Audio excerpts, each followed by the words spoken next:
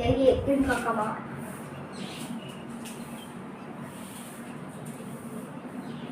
Good morning students. तो कैसे हैं आप सब बच्चे? उम्मीद करता हूं कि आप सब बच्चे अच्छे होंगे। क्लास 8 के जो मैथमेटिक्स है उसमें चैप्टर 3.3 में जो हमारी बातें चल रही थी उसमें हमने क्वेश्चन नंबर 6 तक सारे सवाल सोल्व कर लिए थे। अब हमारे पास क्वेश्चन नंबर 7 से लेकर क्वेश्चन नंबर 12 तक सवाल जो भी बचे हुए हैं आज हम बोर्ड पे उन सवालों को छील देंगे। क्या कर देंगे? छील देंगे। तो आओ बोर्ड की तरफ क्वेश्चन नंबर 7 देखते हैं।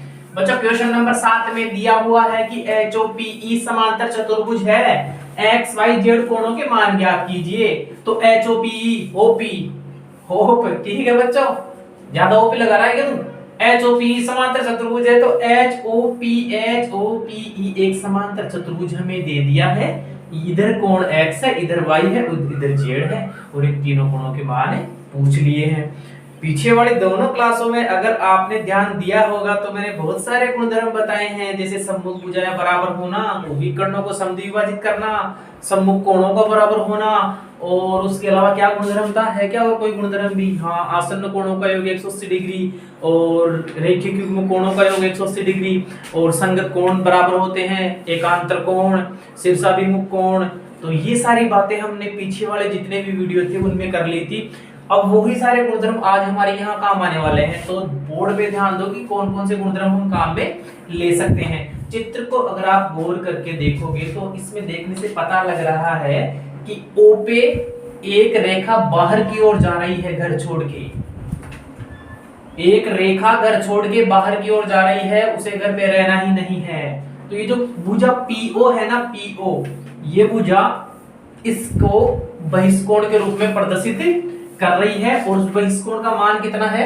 70 डिग्री है। मान लो मैं यहाँ पे इसका नाम दे देता हूँ, क्या नाम दे दूं? अरे वो सीरियल की बात नहीं करा, मैं इसको क्या नाम दूं? L। क्या नाम दूं? L नाम दे दिया। ये लो बेटे L। तो मैंने यहाँ पे मान लिया इस बिंदु का नाम दे दिया L, ठीक है। तो POL।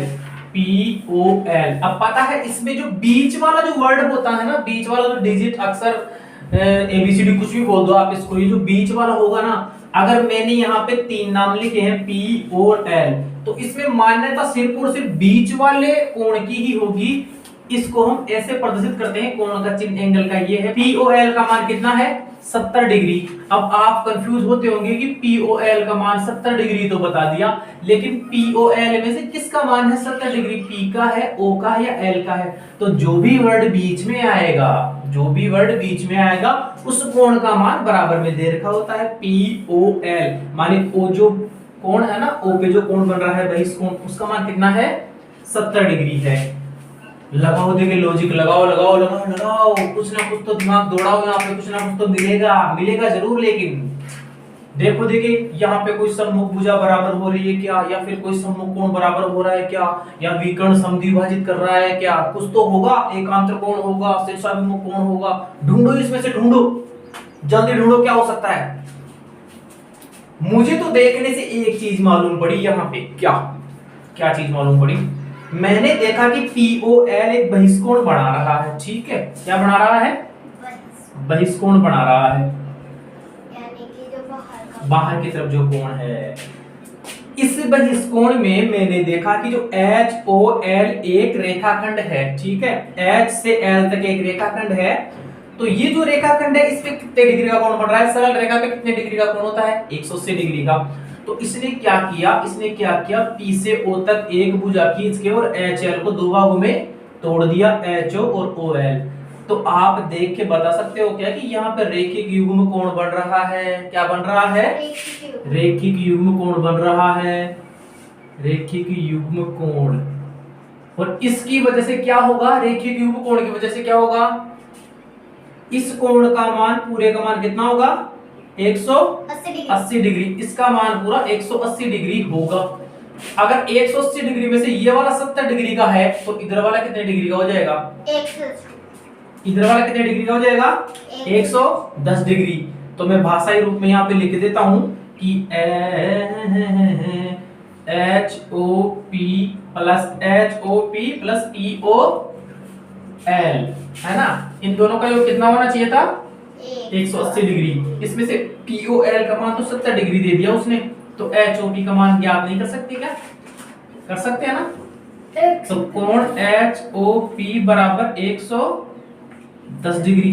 ठीक है, अगर इसका मान 110 डिग्री आ गया, इसका मान मेरे पास में 110 डिग्री आ गया, तो लगाओ लगाओ लगाओ लगाओ, दिमाग लगाओ, क्या कर सकते हैं? कुछ कर सकते हैं क्या? सम्मुख कोण बराबर कर सकते हैं। वेरी गुड बच्चे, वेरी गुड। सम्मुख कोण बराबर कर देंगे तो क्या होगा? कोण O बराबर कोण E, ये दोनों बराबर होंगे। O का मान कितना आया था? 110 डिग्री। अगर O का मान 110 डिग्री आ गया तो E का मान भी 110 डिग्री आ जाएगा। E का मान मतलब जो X कोण दे रखा है ना, उसका मान है ना, क्योंकि E का नाम क्या है? E का नाम दिया है X, और X का मान कितना रहा है? 110 डिग्री। किस वजह से? सम्मुख कोण बराबर होते हैं। लो भाई साहब, दो काम तो हो गए, दो काम तो हो गए। एक तो हमने ये O वाला कोण ज्ञात कर लिया और इसके सम्मुख कोण ज्ञात कर लिया, E वाला। अब दो चीजें और बची हैं, Y और Z का मान और ज्ञात करना है। X का मान तो हमने ज्ञात कर लिया, E को मैक्स भी कह देंगे। अब क्या करें? अब क्या करें? कुछ करो करो करो करो, क्या करें बताओ? क्या कर सकते हैं? बताओ, देखिए बताओ क्या कर सकते हैं। इसमें एक काम और कर सकते हैं। मैंने कल आपको एक गुणधर्म बताया था, एकांतर कोण वाला बताया था ना, एकांतर कोण जिसमें जेड आकृति बनेगी। ये बन रही है क्या? जेड आकृति बन रही है ना, तो ये एकांतर कोण हो सकता है क्या? बिल्कुल हो सकता है, लेकिन इसको हम ऐसे कैसे पोज कर देंगे एक बार के लिए, ये हम सिर्फ दिमाग में रखना है कि एकांतर कोण बनेगा। अच्छा, तो एक काम करते हैं, इस कोण का मान 110 डिग्री आ गया, ठीक है, इस कोण का मान 110 डिग्री आ गया। अब आपको पता है कि आसन्न कोणों का योग मिलकर कितने डिग्री हो जाता है? 180 डिग्री हो जाता है। तो मैं क्या कर सकता हूं? मैं कर सकता हूं यहाँ पे एक काम, तो मैं कर ही सकता हूं। यहाँ पे आसन्न कोण कौन सा हो जाएगा बताओ? POH, कोण POH प्लस कोण EHO, कोण EHO, इन दोनों का योग मिलकर कितना डिग्री होगा? 180 डिग्री। किस वजह से? आसन्न कोण की वजह से। किस वजह से? आसन्न कोण की वजह से। अब क्या करें? अगर इसका मान 110 डिग्री था तो इसका मान कितना हो जाना चाहिए? 110 डिग्री। इस कोण का मान कितना हो जाना चाहिए? 110 डिग्री। अरे POH का मान कितना? POH का मान है 110 डिग्री, ठीक है। EHO का मान हमें ज्ञात करना रहेगा, बराबर 180 इधर, तो EHO का मान कितना आ जाएगा? EHO बराबर 70 डिग्री। इसमें से मुख्यतया मान आया किस कोण का है? H का मान आया है, यानी इस H कोण का मान टोटल कितना है? 70 डिग्री है। H का मान कितना है? 70 डिग्री है, ठीक है। अगर H का मान 70 डिग्री है तो हमें देखने से मालूम पड़ रहा है कि H कोण को इसने दो भागों में तोड़ रखा है ना। एक तो कौन सा? EHP और एक PHO, इन दो भागों में तोड़ रखा है इस एक विकर्ण की वजह से। तो ये तो 40 डिग्री था और ये Z डिग्री है, दोनों का योग मिलकर कितना था? 40 प्लस Z, दोनों का योग मिलकर कितना होना चाहिए? 70 डिग्री होना चाहिए ना, क्योंकि H का पूरे का मान कितना है? 70 डिग्री है, और इधर 40 दे रखा है, इधर Z है, तो 40 और Z दोनों कोणों का योग मिलकर कितना होना चाहिए? 70 डिग्री। तो Z का मान कितना आ जाएगा? Z का मान ज्ञात करने के लिए 40 को उधर ले जाऊंगा, 70 में से 40 घटाए कितने बचे? 30 डिग्री। तो इस Z का मान भी कितना आ गया? 30 डिग्री। किस वजह से आया? किस वजह से आया? आसन्न कोणों की वजह से। किस वजह से आया? आसन्न कोण की वजह से। आसन्न कोण की वजह से। अच्छा, अब कौन सा बच गया? और अब हमारे पास कौन सा कोण बच गया? Y कोण बच गया P पे। कहने का मतलब P कोण बच गया और P में किसका मान बच गया? Y का मान। बताओ इसको कैसे ज्ञात करेंगे? इसको कैसे ज्ञात करेंगे? और बच्चों एक चीज और सुनो, अभी जो मैंने H का मान ज्ञात किया ना आपके पास, तो इतना लफड़ा नहीं करके आप एक काम और कर सकते हो। क्या? संगत कोण ढूंढ लो रे। EHO और POL, POL का मान कितना है? 70 डिग्री, तो EHO का मान भी कितना हो जाएगा? 70 डिग्री। क्यों? संगत कोण की वजह से। एक ही जैसी डिजाइन बन रही है ना, ये कितनी भी बार चलता जाएगा तो इस कोण का मान, इस कोण का मान, इस कोण का मान, इस कोण का मान, इस कोण का मान कितना आता जाएगा? 70 70 70 70 70 70 70 डिग्री आता जाएगा। ठीक है, होगा ना? तो अब हमें ज्ञात करना है y का मान। चलो y का मान ज्ञात करो, कैसे ज्ञात करेंगे? बताओ y का मान कैसे ज्ञात करेंगे? बता दो बेटा, y का मान कैसे ज्ञात करेंगे? हैं? सम्मुख कोण, चलो ठीक है, बराबर हो जाएंगे। h और p दोनों बराबर होते हैं, लेकिन यहाँ तो इसने क्या किया? इसने श्याण पत्ती दिखा दी, इतना सा कोण दिया है हमें, इस कोण का मान ज्ञात करवा रहा है ना? इसका तो मान ज्ञात करवा रहा है, तो कैसे ज्ञात करेंगे इसका मान? कैसे ज्ञात करेंगे बताओ? इस प्रकार से ज्ञात करेंगे। अगर इस z का मान यहाँ पे 30 डिग्री आ रहा है तो हमने देखा कि ये एकांतर कोण बना रहा है, ठीक है ना? इधर यहाँ पे z का मान 30 डिग्री है, तो एकांतर कोण की वजह से यहाँ पे कितना डिग्री का कोण आ जाएगा? 30 डिग्री का। EPH का मान कितना डिग्री आ जाएगा? कहाँ लिखूं? इधर लिख देता हूँ। कोण EPH इसका मान कितना डिग्री आ जाएगा? कोण EPH इसका मान कितना डिग्री आ जाएगा? 30 डिग्री। किस वजह से? एकांतर कोण की वजह से। अब इस इधर तो 30 डिग्री हमारे पास मान आ गया। अब हमें इतना तो पता है कि H और P इन दोनों का मान क्या होगा? कोण H बराबर कोण P, इनका मान कितना होगा? बराबर होगा। किस वजह से? सम्मुख कोण की वजह से। किस वजह से? सम्मुख कोण की वजह से। सम्मुख कोण की वजह से। तो चलो इन दोनों को बराबर कर देते हैं।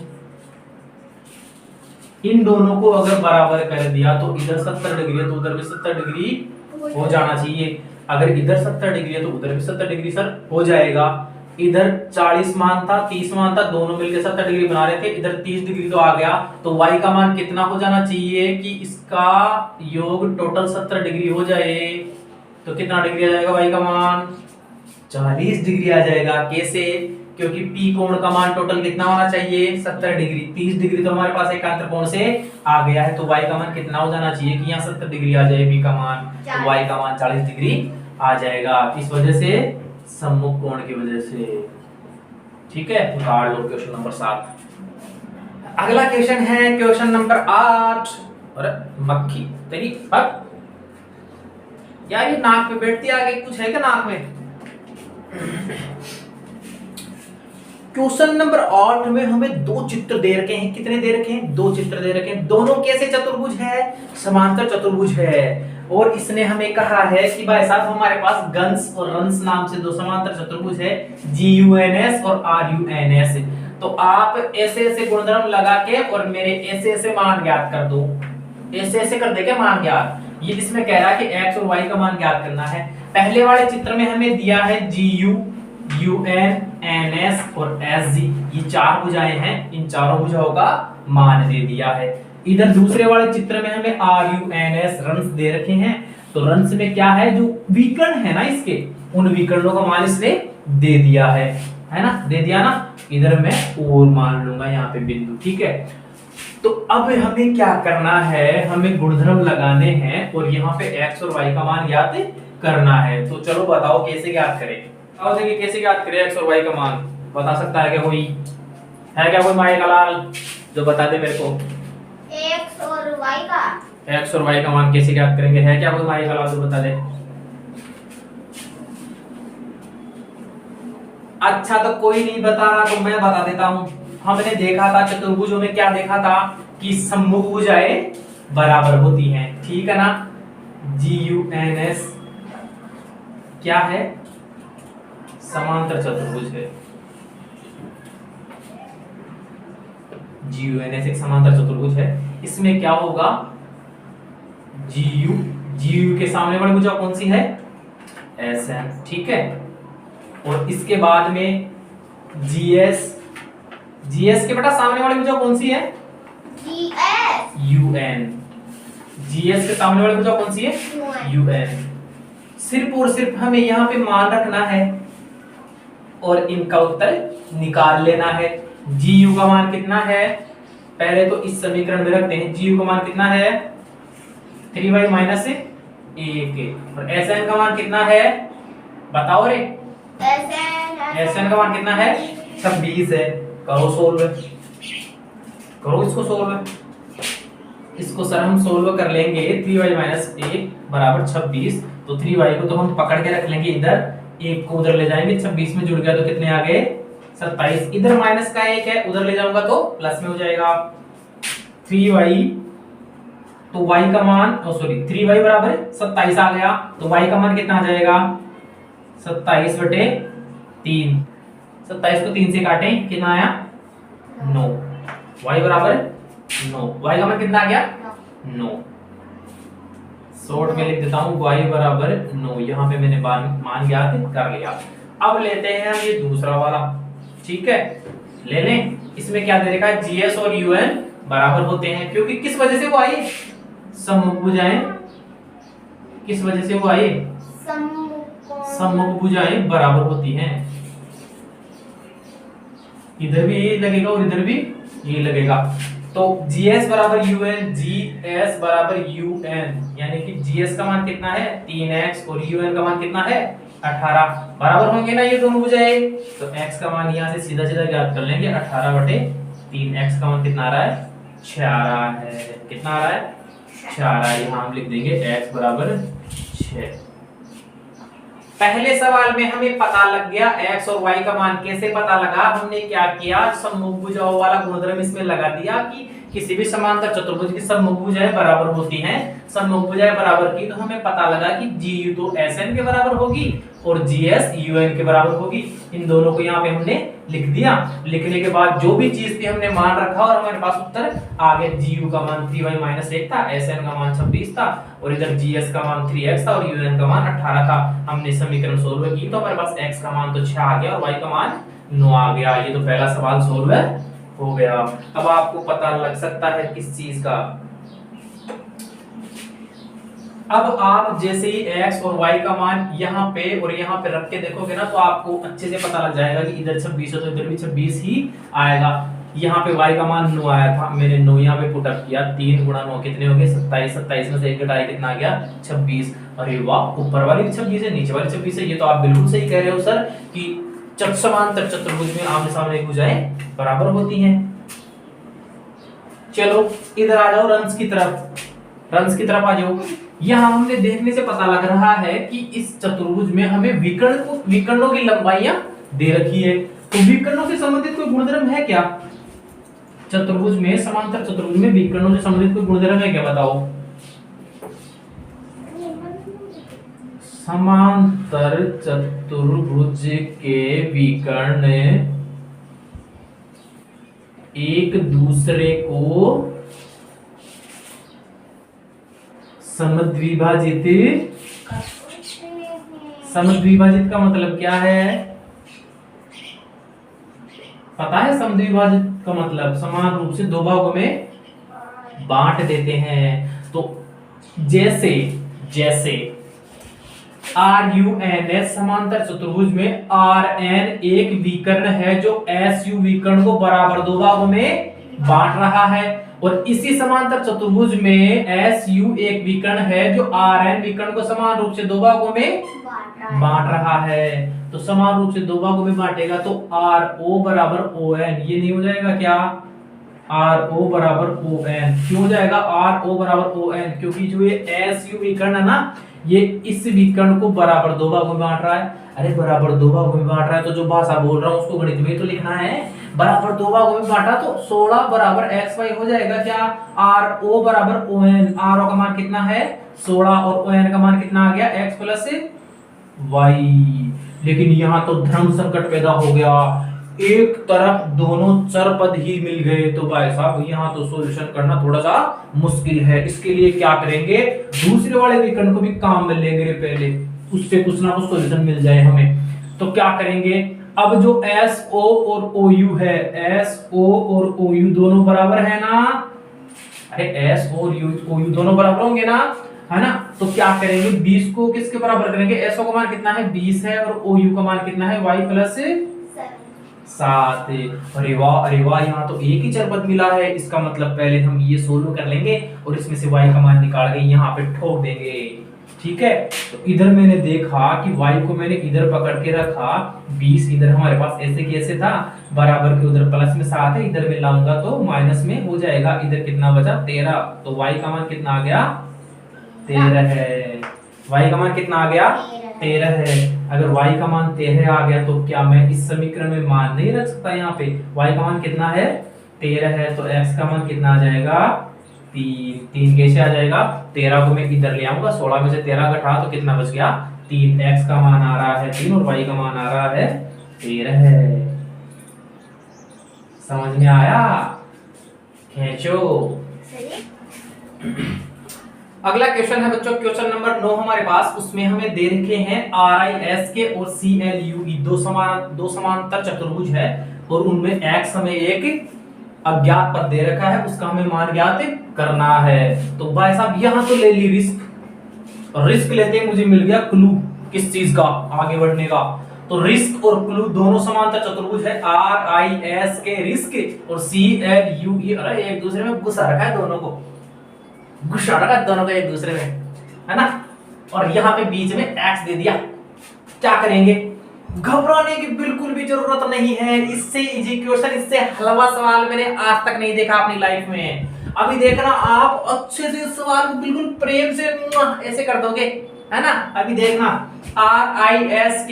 चलो आओ सवाल की तरफ। इसमें दो समांतर चतुर्भुज दिए हैं। पहला चतुर्भुज तो है RISK, ये वाला है ना, है बिल्कुल है, दिख रहा है। हाँ। दूसरा चतुर्भुज देखना CLUE, दिख रहा है, CLUE दिख रहा है, ठीक है। अब सिर्फ और सिर्फ एक छोटा सा आपको गुणधर्म याद होना जरूरी है। यहाँ पे कोण के का मान कितना दे रखा है 120 डिग्री। कितना दे रखा है बेटा?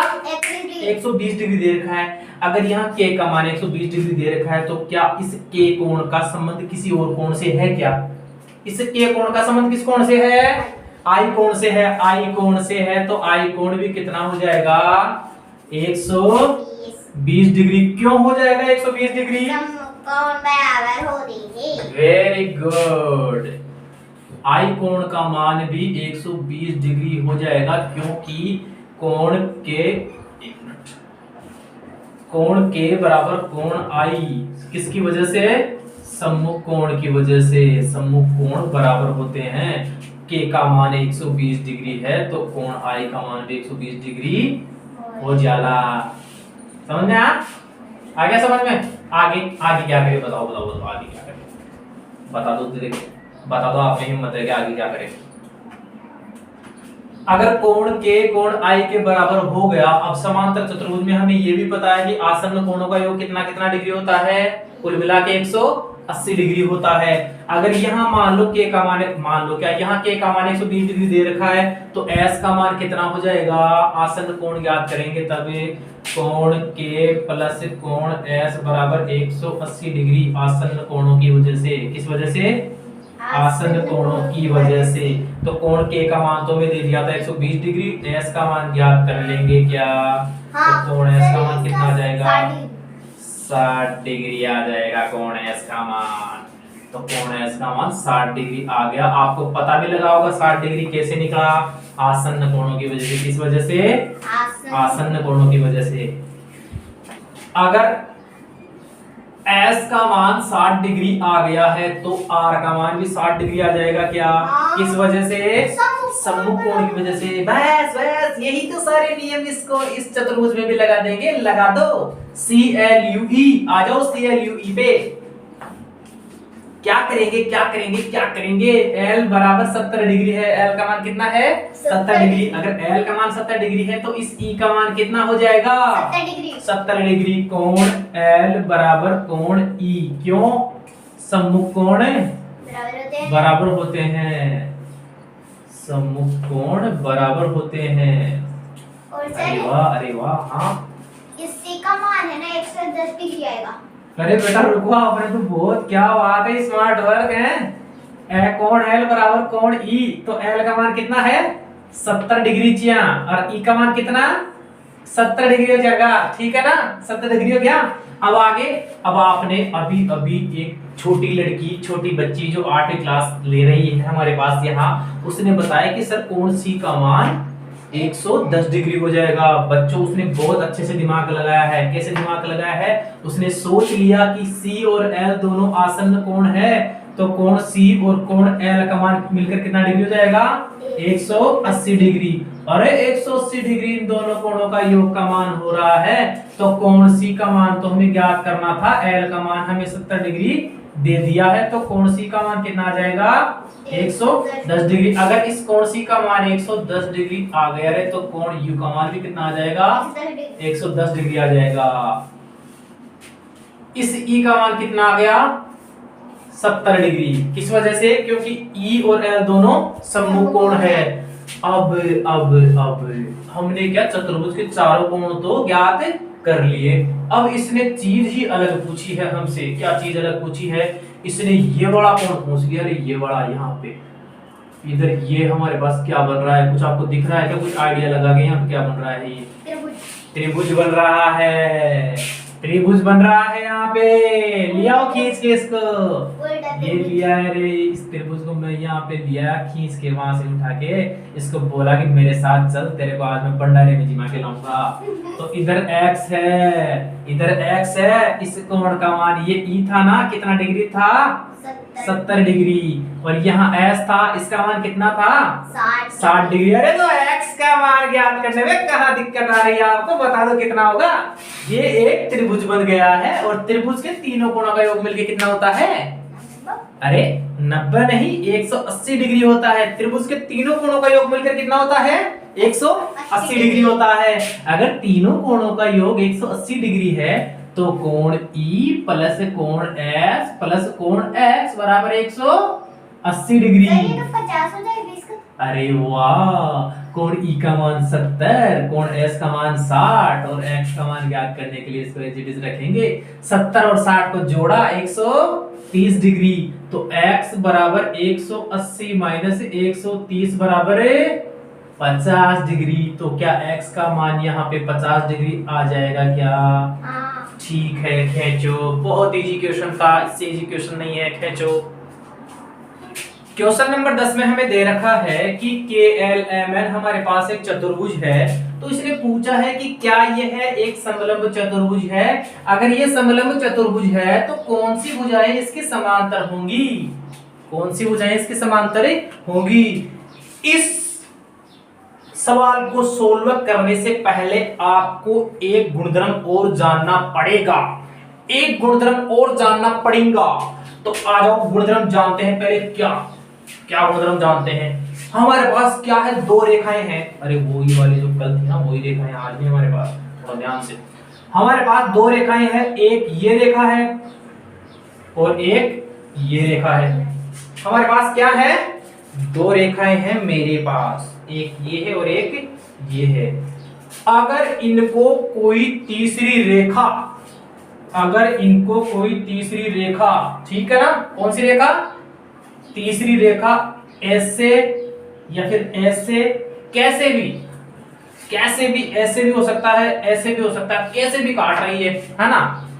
अगर किन्हीं दो रेखाओं को कोई तीसरी रेखा काटती है ना, किन्हीं दो रेखाओं को कोई तीसरी रेखा काटती है, तो इस काटी हुई रेखा को हम पहली बात तो तिर्यक रेखा बोलते हैं। इस तिर्यक रेखा के अंदर की तरफ जो कोण होंगे ना, इस तिर्यक रेखा के जो अंदर की तरफ कोण होंगे, ये वाला कोण और ये वाला कोण। अगर इधर की बात करें तो ये वाला कोण और ये वाला कोण।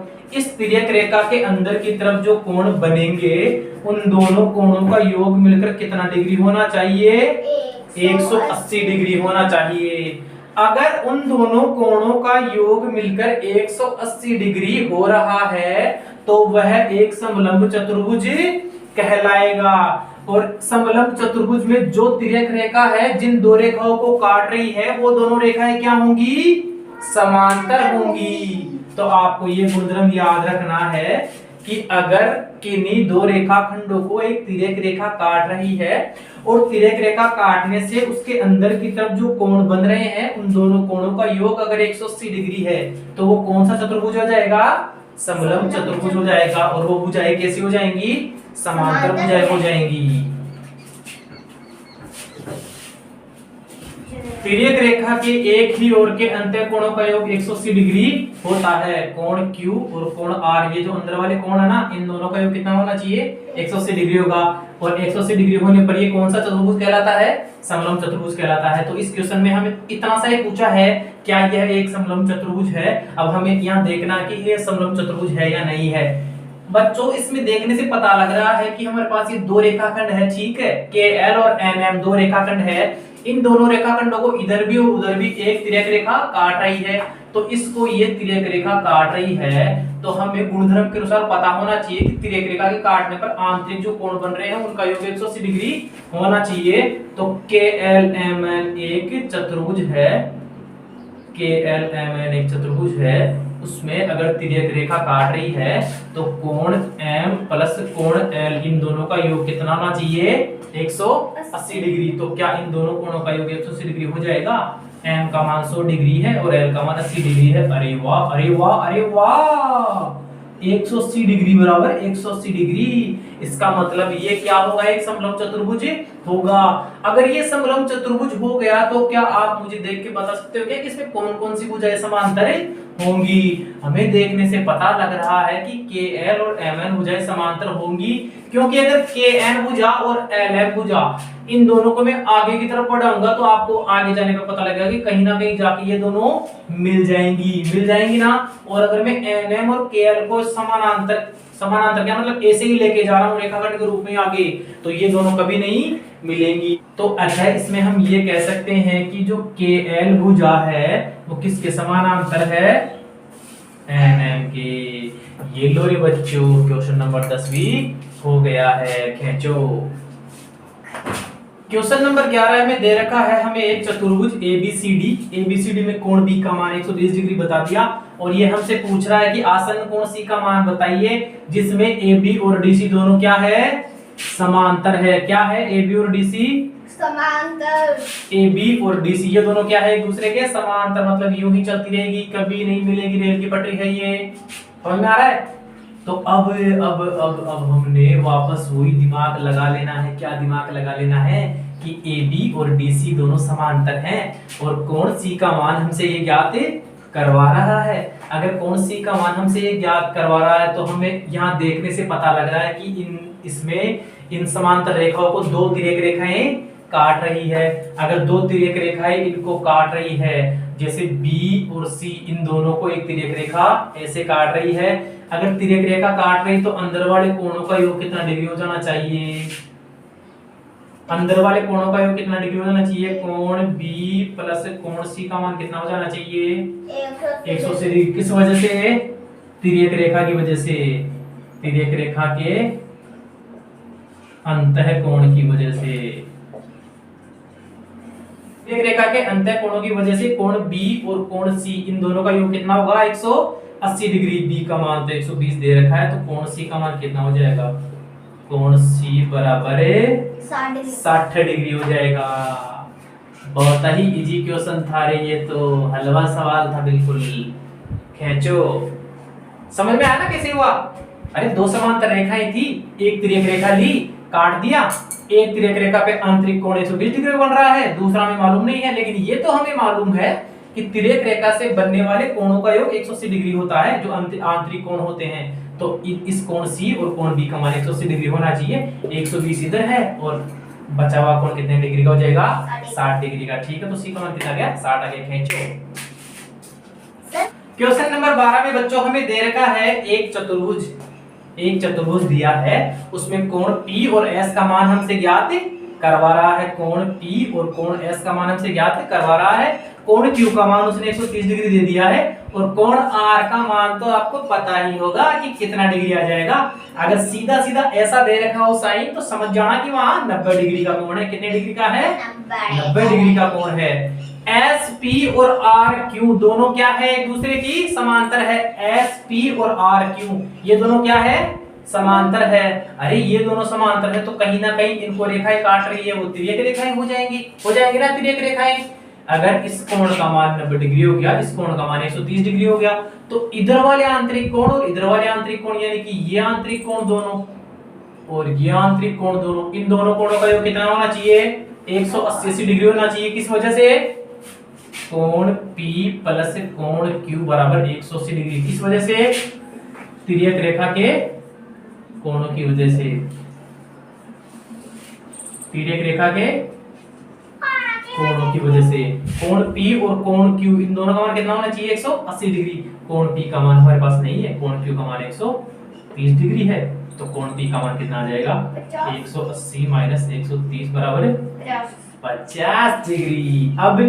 अब बताओ आगे, अगर हमारे पास PQ भी तिर्यक रेखा थी तो SR भी तिर्यक रेखा होगी। किसके लिए? SP के लिए और RQ समांतर रेखाओं के लिए। SR क्या होगी? एक तिर्यक रेखा होगी। इस तिर्यक रेखा में हमें देखने से पता लग रहा है कि कोण S प्लस कोण R इन दोनों का मान कितना होना चाहिए? 180 डिग्री। किस वजह से? तिर्यक रेखा के कोणों की वजह से। तिर्यक रेखा का आंतरिक कोण कितने होते हैं? 180 डिग्री के होते हैं। तो कोण S और कोण R, S का मान हमें ज्ञात करना है, R का मान हमें 90 डिग्री दे दिया है और बराबर में 180 डिग्री। तो कोण S का मान कितना हो जाएगा? 90 डिग्री। खत्म। क्वेश्चन नंबर 12 कंप्लीट हो गया है। हाँ तो बच्चों आज के लिए इतना ही काफी है। अगली जो क्लास होगी हमारी वो चैप्टर नंबर 3.4 पे होगी। आज हमारा चैप्टर 3.3 कंप्लीट हो गया है। इसमें जितने भी सवाल थे वो हमने कर लिए हैं और अब आगे अगली जो क्लास होगी उसमें हम चैप्टर 3.4 को स्टार्ट करेंगे। उसके जो भी गुणधर्म है, जो भी उसमें प्रॉपर्टीज है, पहले उनके बारे में जानकारी लेंगे, उनको समझेंगे। उनको समझने के बाद हम उसके उदाहरण और फिर उनके सवालों की तरफ बढ़ेंगे। बच्चों थोड़ा सा क्या है लेंथ हो जाता है क्योंकि आपको क्या है अच्छे से समझाना पड़ता है और मुझे पूरे एफर्ट्स लगाने पड़ते हैं आपको समझाने के लिए, इसलिए वीडियो थोड़ा थोड़ा लंबा हो जाता है। तो आप परेशान मत हो ना, वीडियो को देखो और ज्यादा से ज्यादा शेयर करो, लाइक और कमेंट करके बताओ कि आपको पढ़ने में क्या दिक्कत आ रही है, क्या नहीं आ रही है और मैं कैसा पढ़ा रहा हूँ। तो आपको आज जाके जरूर कमेंट बॉक्स में जाके और मुझे कमेंट करना होगा। और बच्चों अपना चैनल है बीडी मैथ्स पॉइंट के नाम से, बीडी मैथ्स पॉइंट के नाम से अपना चैनल है। ज्यादा से ज्यादा बच्चों इसको सब्सक्राइब करो ताकि आप और मैं दोनों खुश रहे। तो आप सब बच्चों का ऐसे प्यार बना रहना चाहिए। आज यही शब्दों से कह के मैं विदा लेता हूं, मिलेंगे अगली क्लास में, ठीक है।